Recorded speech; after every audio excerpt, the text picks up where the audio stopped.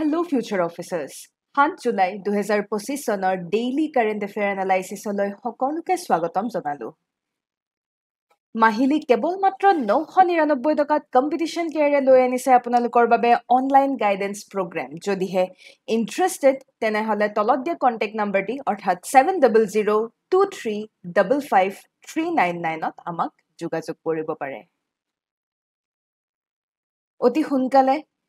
প্ৰিলিমছৰ result আহিবই আৰু সেয়েহে যদিহে আপোনালোকে মেইন স্পেচিফিক গাইডেন্স বিচাৰিছে তেনেহ'লে লৈ অনা হৈছে আপোনালোকৰ বাবে মেইনছ গাইডেন্স প্ৰগ্ৰাম। তলত দিয়া কণ্টেক্ট নম্বৰটিত যোগাযোগ কৰিব পাৰে।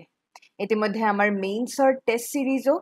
আৰম্ভ হৈছেই। 25 জুনৰ পৰা আৰম্ভ হৈছেই। টোটেল 30টা ছেট পাব। 30টা টেষ্ট 5টাকৈ ছেটত পাবলৈ সক্ষম হ'ব। যদিহে ইণ্টাৰেষ্টেড তেনেহ'লে তলত দিয়া কণ্টেক্ট নম্বৰটিত যোগাযোগ কৰিব পাৰে। আহক আজিৰ মষ্ট ইম্পৰ্টেণ্ট টপিকছসমূহ আমি আলোচনা কৰোঁ। প্ৰথমে আমি ব্ৰিক্সৰ ওপৰত আলোচনা কৰিম। তাৰপিছত আমি হীৰেণ ভট্টাচাৰ্যৰ ওপৰত আলোচনা কৰিম। চি ফ্লাডনো কি হয় আমি চাম আৰু 3/35নো কি হয় আমি চাম। ইতিমধ্যে সকলোৱে গম পায় ব্ৰিক্স সামিট 2025 চনৰ ব্ৰিক্স সামিট ক'ত হৈছে? ব্ৰাজিলত হৈছে। ব্ৰাজিলৰ ৰিঅ' ডি জেনেইৰোত হোৱা আমি দেখা পাওঁ। ব্ৰিক্সৰ বিষয়ে সকলোৱে গম পায়। ব্ৰিক্স অৰিজিনেট 2009 চনত যেতিয়া অৰিজিনেট হৈছিলে সেই সময়ত ব্ৰাজিল, ৰাছিয়া, ভাৰত, চাইনা, চীন আৰু দক্ষিণ আফ্ৰিকা এইকেইখন অৰিজিনেল মেম্বাৰ বুলি ব্ৰিক্সৰ অৰিজিনেল মেম্বাৰ বুলি ক'ব পাৰোঁ। 2009ৰ পৰা 2023লৈকে এইকেইখনেই আছিলে অৰিজিনেল মেম্বাৰ। য'ত 2010ত আমি দক্ষিণ আফ্ৰিকা নতুনকৈ অহা দেখা পাইছিলোঁ, যেতিয়া ইনিচিয়েলি 2009ত ফৰ্ম হৈছিলে ব্ৰিক হিচাপে ফৰ্ম হোৱা দেখা পোৱা গৈছিলে। এতিয়া ব্ৰিক্সনো হয় কি? যিসমূহ ইমাৰ্জিং ইকনমি, বৰ্তমান যিসমূহ দেশ ইকনমিকেলি আগবাঢ়ি আছে, বেছিকৈ ফ'কাছ কৰা হৈছে ইকনমিক কোঅপাৰেশ্যন, ডেভেলপমেণ্ট, এই সকলোবোৰ দিশত যিসমূহ দেশে বৰ্তমান ফ'কাছ কৰি আছে তেওঁলোকৰ মাজতে এটি মাল্টিলেটাৰেল গ্ৰুপিং বুলি ক'ব পাৰোঁ। 2024-25ত আমি কেইবাটাও নতুন মেম্বাৰ, কেইবাখনো দেশ নতুন মেম্বাৰ হিচাপে ইনক্লুড হোৱা দেখা পাইছোঁ, যেনে Egypt, Ethiopia, Iran, UAE, Indonesia ইত্যাদি। এই মেম্বাৰসমূহ ব্ৰিক নেশ্যনত ইনক্লুড হয়, ব্ৰিক্স গ্ৰুপিঙত ইনক্লুড হোৱা দেখা পোৱা গৈছে। এতিয়া ব্ৰিক্সৰ তাৎপৰ্য চাব গ'লে ব্ৰিক্স নেশ্যনসমূহে অকলে প্ৰায় 50% বুলিয়ে ক'ব লাগিব। 49.5 মানে এপ্ৰক্সিমেটলি 50%ই আমাৰ পপুলেশ্যন তেওঁলোকে হোল্ড কৰি ৰাখিছে, গ্ল'বেলি ৰিপ্ৰেজেণ্ট কৰা দেখা পোৱা যায়। তাৰোপৰি গ্ল'বেল GDPৰ পাৰ্চপেক্টিভত চাব গ'লে প্ৰায় 40% গ্ল'বেল GDP শ্বেয়াৰ এই ব্ৰিক্স নেশ্যনসমূহৰ দ্বাৰা আছে আমি দেখা পাওঁ। গ্ল'বেল ট্ৰেড শ্বেয়াৰৰ পাৰ্চপেক্টিভত ক'ব গ'লে প্ৰায় 26% গ্ল'বেল ট্ৰেড শ্বেয়াৰ এই ব্ৰিক্স নেশ্যনসমূহে ধৰি ৰখা দেখা পোৱা গৈছে। জিঅ'পলিটিকেলি চাব গ'লে আমাৰ যিসমূহ গ্ল'বেল চাউথ, এই গ্ল'বেল চাউথৰ বাবে এটা কালেক্টিভ ভইচ বুলি ক'ব পাৰোঁ। এতিয়া নিশ্চয় মই ইতিমধ্যে এই নিউজ এনালাইচিছৰ মাধ্যমেৰে গ্ল'বেল চাউথৰ অৰ্থ মই বহুবাৰ আপোনালোকৰ আগত হয়তো ব্যক্ত কৰিছোঁ। গ্ল'বেল চাউথ কাক কয়? এয়া কোনো জিঅ'গ্ৰাফিকেল চাউথ নহয়। যিসমূহ দেশ বৰ্তমান ডেভেলপিং নেশ্যন হিচাপে পৰিণত হৈছে, তাৰোপৰি ডেভেলপিং প্লাছ এমাৰ্জিং ইকনমি, এই সকলোবোৰক আমি গ্ল'বেল চাউথৰ কেটেগৰীত আমি ৰাখিব পাৰোঁ। বাকী যিসমূহ ডেভেলপড নেশ্যন, সেই ডেভেলপড নেশ্যনসমূহক আমি গ্ল'বেল নৰ্থৰ কেটেগৰীত পেলাব পাৰোঁ। এতিয়া ব্ৰিক্স নেশ্যনসমূহ ইতিমধ্যে আমি গ্ল'বেল চাউথৰ কেটেগৰীত ৰাখোঁ, and it's a voice for the global south. আৰু বৰ্তমান যিটো আমাৰ বাইপ'লাৰ বা ইউনিপ'লাৰ যিয়ে নকয়, আল্টিমেটলি US-ৰ যিটো ডমিনেঞ্চ, সেই US-ৰ ডমিনেঞ্চ কিছু পৰিমাণে হ'লেও আমি সেয়া নিগেট কৰিবৰ কাৰণেই হওক বা মিনিমাইজ কৰিবৰ কাৰণেই হওক আমি মাল্টিপ'লাৰিটিত ফ'কাছ কৰি আছোঁ। যিটো ইউনিপ'লাৰিটি বৰ্তমান, সেই ইউনিপ'লাৰ টেণ্ডেঞ্চি যিটো আমি দেখা পাওঁ।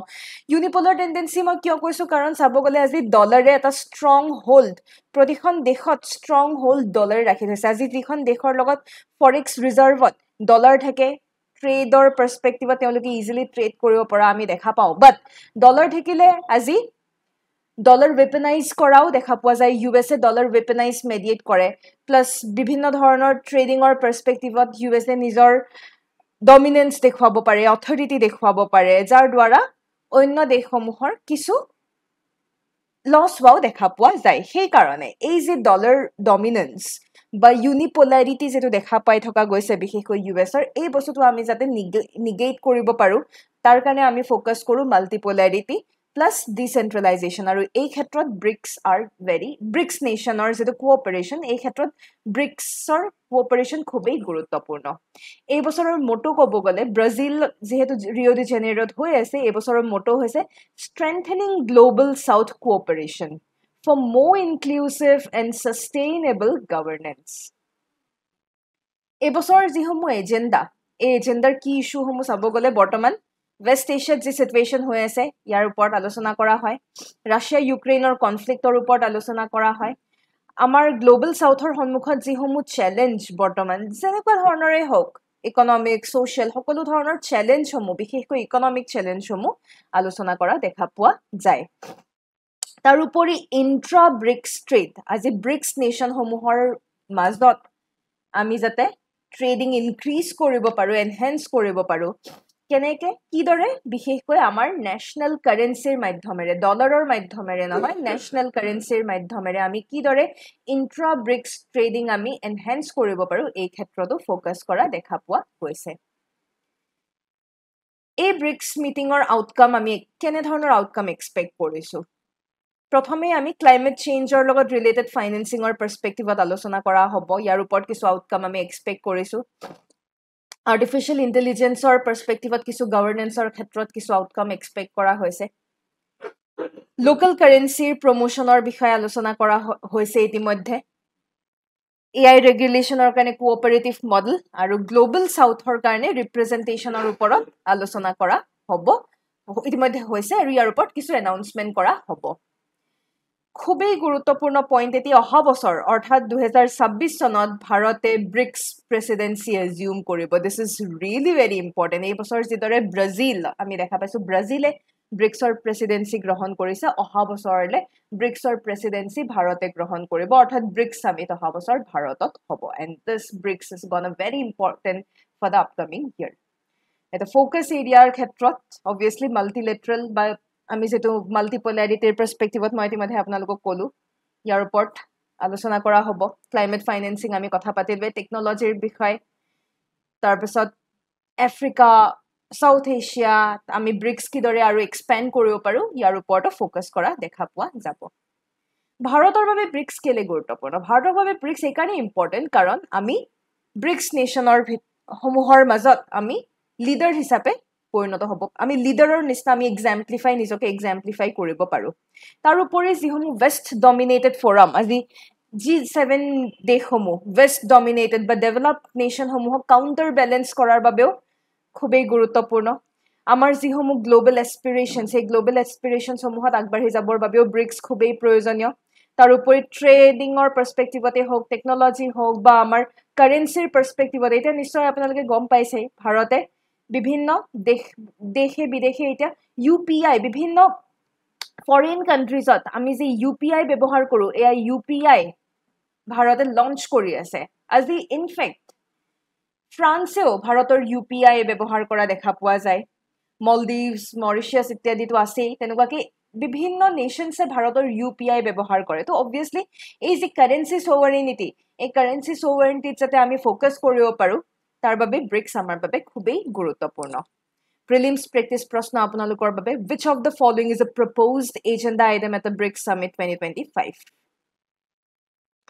Creation of a common BRICS cryptocurrency enhancing the use of national currencies in intra-BRICS trade launching a global BRICS climate index formal inclusion of G7 in BRICS plus platform uttorti amar comment section ot janabole napahoribo ekhinde sonai those competition kere classroom guidance program loi anise apnalokor babe cable মাত্ৰ 35400 rupees এই offer খুবেই limited হেহে পলম নকৰি তলত দিয়া contact নাম্বাৰটি যোগাযোগ কৰিব পাৰে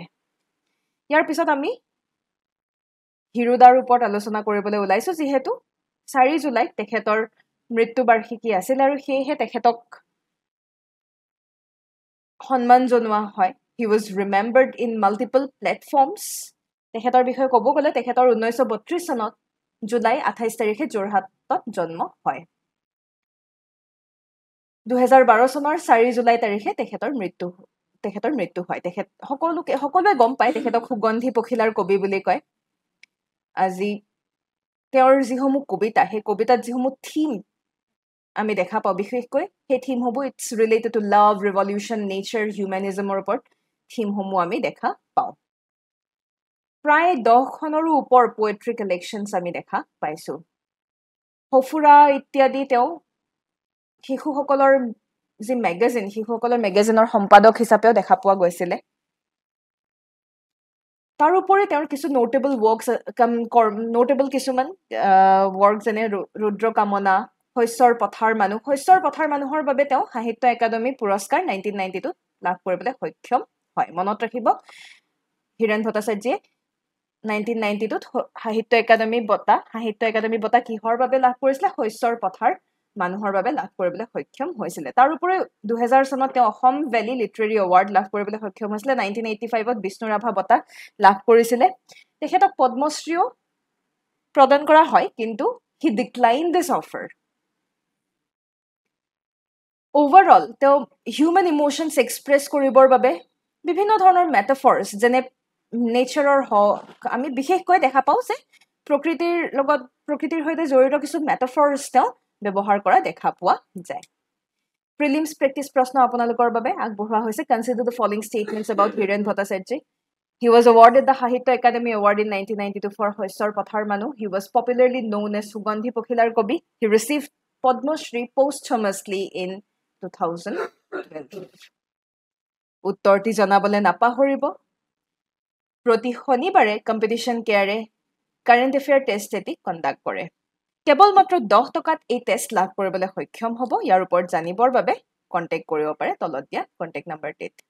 ইয়াৰ পিছত আমি আগবাঢ়িছো সি ফ্লাড কি হয় সি ফ্লাড ভাৰতৰ প্ৰথমটো unified web based flood inundation এটা প্লেটফৰ্ম কোনে ইনগ্ৰেট কৰিছে ইউনিয়ন জল শক্তি মিনিষ্টাৰ তাৰ মানে মিনিষ্ট্ৰি অফ জল শক্তিৰ আণ্ডাৰত সি ফ্লাড ইনগ্ৰেট কৰা হয় একদম সিম্পলি ক'ব গ'লে সি ফ্লাড ফৰকাষ্ট আমাৰ বানপানীৰ ওপৰত সজাগতা সৃষ্টি কৰিবৰ কাৰণে বা ফৰকাষ্টিংৰ বাবে সি ফ্লাড ব্যৱহাৰ কৰা হ'ব it's a web based flood forecasting system flood মেপৰ মাধ্যমেৰে হওক বা ৱাটাৰ লেভেল প্ৰেডিকশ্যনৰ মাধ্যমেৰে হওক ফৰকাষ্টসমূহ কৰা যাব আজি বিশেষকৈ এয়া আমাৰ ডিজাস্টাৰ মেনেজমেণ্ট GS3 ডিজাস্টাৰ মেনেজমেণ্টৰ বাবে খুবেই important because flood is something wish is an important topic আৰু বিশেষকৈ অসমৰ পাৰ্সপেক্টিভত ক'ব গ'লে বানপানীৰ সমস্যা সদায় আমি দেখা পাওঁৱে আৰু অসমৰ নিচিনা ৰাজ্যত আৰ্লি ৱাৰ্নিং সিস্টেম খুবেই প্ৰয়োজনীয় ডিজাস্টাৰ ৰিস্ক ৰিডাকশ্যনৰ বাবে হওক বা লোকেল লেভেল প্লেনিঙৰ বাবেই হওক সি ফ্লাড খুবেই লাভদায়ক হিচাপে পৰিণত হ'ব বৰ্তমান কিন্তু ইয়াতে এটা খুব ইম্পৰ্টেণ্ট পইণ্ট বৰ্তমান সি ফ্লাড কেৱল মাত্ৰ মহানদী গোদাৱৰী আৰু তাপি বেচিনতহে কভাৰ কৰা হয় তাৰ মানে গ্ৰেজুৱেলি অন্যান্য বেচিনসমূহো ইনক্লুড কৰা হ'ব তো আমি ফোকাস কৰিব লাগিব আজি যিদৰে সি ফ্লাডৰ আণ্ডাৰত মহানদী গোদাৱৰী আৰু তাপি বেচিন ইয়াতে ইনক্লুড কৰা হৈছে আমি ফোকাস কৰিব লাগিব যাতে সি ফ্লাডক আমি ব্ৰহ্মপুত্ৰ বেচিন হওক বা বৰাক বেচিনৰলৈকে যাতে আমি আনিব পাৰো তেতিয়াহ'লে অসমৰ বাবে খুব ইম্পৰ্টেণ্ট হৈ পৰিব প্ৰিলিমছ প্ৰেক্টিছ প্ৰশ্ন consider the following statements regarding C flood a web-based real-time flood forecasting system that provides 2-day advance inundation forecast through flood maps and water level predictions. Delivers localized flood maps and water level down to the Gram Panchayat levels. Currently covers Mahanadi, Godavari and Tapi basins. উত্তৰটি জনাবলে নাপাহৰিব আৰু আজিৰ শেষৰটো news আছে 3/35 WHO অৰ্থাৎ World Health Organization 3/35 initiative launch কৰিছে মনত ৰাখিব 3/35 initiative কোনে লঞ্চ কৰিছে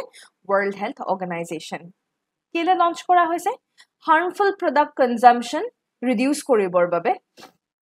3/35 ইনিচিয়েটিভ লঞ্চ কৰা হয় harmful product consumption মানে ইয়াত harmful product মানে কি tobacco alcohol sugar drinks এই সকলোবোৰ harmful productত ইনক্লুড কৰা হয় আৰু এয়া harmful productৰ consumption কমেও 50% at least আমি কিদৰে reduce কৰিব পাৰো এয়াই ফোকাস কৰিছে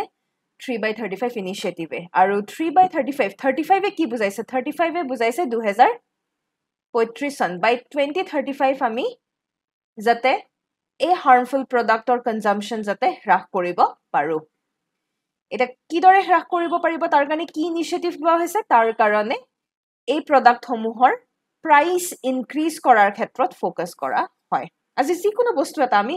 যেটা ডিসকাৰেজ কৰিব লাগে ডিসকাৰেজ কৰিবৰ কাৰণে ইকোনমি দেখা পাও যে আমি কিবা এটা বস্তুৰ প্ৰাইস আমি এনহান্স কৰো ইনক্ৰিজ কৰি দিও হয়নে আৰু কিবা এটা বস্তু যদি আমি এনকাৰেজ কৰিব লাগে তেতিয়া হলে এনকাৰেজ কৰিবৰ কাৰণে আমি কি কৰো আমি প্ৰাইস কমাই দিও তো ইয়াত আমি ডিসকাৰেজ কৰিব লাগিব আলটিমেটলি টোবেকো কনজাম্পশন হক এলকহল কনজাম্পশন হক সুগাৰি ড্ৰিংকস সমূহ হক sugary drinks in the sense Frooti Pepsi Fanta Coca Cola এইবিলাক সকলোবোৰ সুগাৰি ড্ৰিংকস এই সুগাৰি ড্ৰিংকস সমূহ আমাৰ শৰীৰৰ বাবে খুবেই হানিকাৰক স্বাস্থ্যৰ বাবে হানিকাৰক আৰু হেহে ডিসকাৰেজ কৰিবৰ বাবে এই সকলোবোৰ প্ৰডাক্টছক প্ৰাইস ইনক্ৰিজ কৰা দেখা পোৱা যাব ইনিচিয়েটিভটো যেহেতু WHO লঞ্চ কৰিছে সো অবভিয়াসলি ইয়াৰ মূল উদ্দেশ্য হৈছে সাস্টেইনেবল ডেভেলপমেন্টাল গোল সমূহ সাপোৰ্ট কৰে এটা সাস্টেইনেবল ডেভেলপমেন্টাল গোলৰ আমাৰ good health is an important SDG আৰু এই এসডিজি সাপোৰ্ট কৰিবৰ বাবে 3/35 ইনিচিয়েটিভ লঞ্চ কৰা হয় যোৱা খণ্ডৰ প্ৰিলিমছ প্ৰেক্টিছ প্ৰশ্নৰ উত্তৰসমূহ চাও আহক With reference to Assam's anti-drug campaign, consider the following statements. The campaign targets both domestic and international drug syndicates passing through Assam, definitely. Assam is a part of Golden Crescent drug route. Hoy jano no hoy? Definitely no hoy. Golden Crescent ba Golden Triangle duitar bhitorte we are not a part of that. Okay? Golden Crescent amar dokhin নহয় north West উত্তৰ পশ্চিম ভাৰতৰ আশেপাশে golden ক্ৰিসেন্ট আছে আৰু আমাৰ উত্তৰ পূৰ্বাঞ্চলৰ আশেপাশে আমি গোল্ডেন ট্ৰায়াঙ্গল দেখা পাও সো গোল্ডেন ক্ৰিসেন্টৰ হৈতেতো অসম কোনো পদ্ধতি ৰিলেটেড নহয় স্টেটমেন্ট নম্বৰ 2 ভুল স্টেটমেন্ট নম্বৰ 2 যদি আমি এলিমিনেট কৰো আমি শুদ্ধ উত্তৰ পায়ে গলো the campaign includes destroying illicit cannabis and opium cultivation in Assam definitely Consider the following statements regarding Rail 1 app. Union Railway Ministry Rail 1 app launch kora dekha poa goisile Crisor 48 Foundation.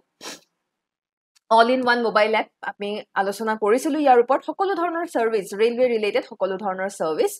eta appor madhyomere labh koribole hoikyam hobo. Develop kone korise CRIS orthat Center for Railway Information System e Ministry of Railway under develop kora dekha poa goise. AI asil azir hobikhe kiba inquiry thekile